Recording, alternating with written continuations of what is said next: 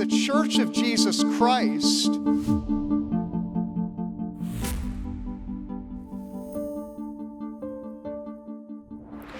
The American War for Independence and the French Revolution happened just a few years apart in the late 18th century.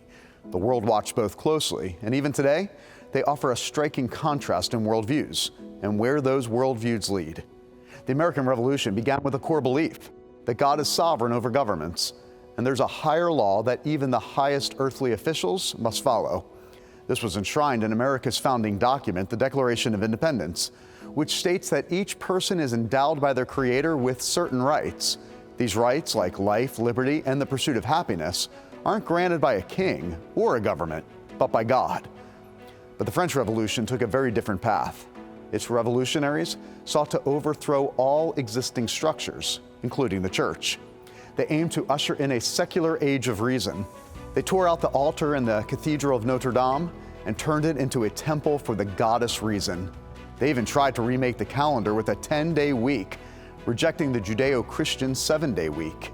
They claimed freedom and brotherhood as their highest values, but in reality, it led to a bloodbath. When there was no one left to kill, the revolutionaries turned on each other in a ruthless pursuit of power. In the French Assembly of that time, supporters of the revolution sat on the left side of the room. The opponents sat on the right. That's where we get the terms left and right we still use in politics today. And this clash of worldviews remains as strong as ever. It even divides our own nation today.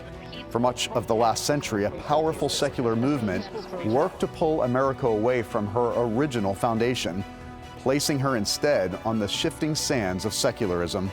God was pushed out of our schools, our courts, and our laws. And what has been the result? A rising tide of school violence, 60 million abortions, a nearly 50% illegitimacy rate, and a staggering increase in substance abuse and overdose deaths.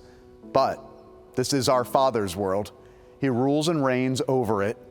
Humankind's rebellion is ultimately frustrated because, as the psalmist reminds us, the counsel of the Lord stands forever, the plans of his heart to all generations. Blessed is the nation whose God is the Lord.